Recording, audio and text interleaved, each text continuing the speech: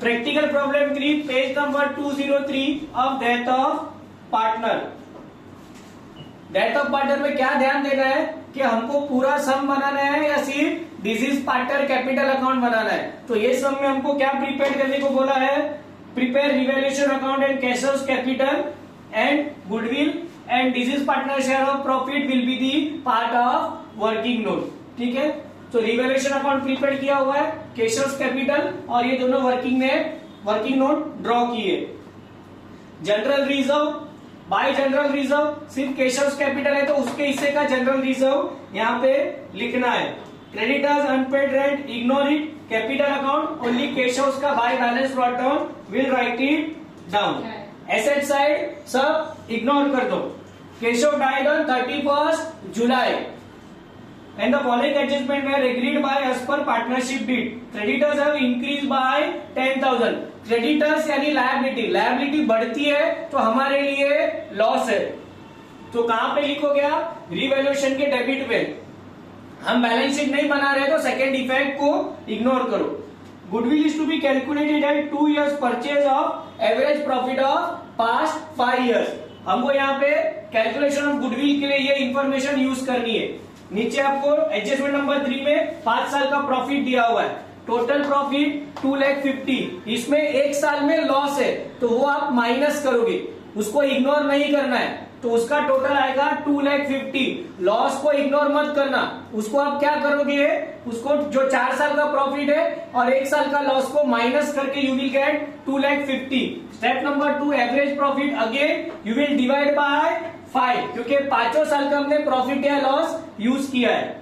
Step number 3 goodwill of the firm, over year what they have return 2 years purchase, so average profit into number of year of purchase which come to 1 lakh। And last step is deceased partner share of goodwill, तो goodwill of the firm into his share, उसका share कितना है 2/10, तो goodwill कितना आएगा 20,000। अब उसको answer में कहां पे लिखोगे आप, by goodwill account. How you got this 20 from this working note. Second detail again ignore because we are not preparing balance sheet.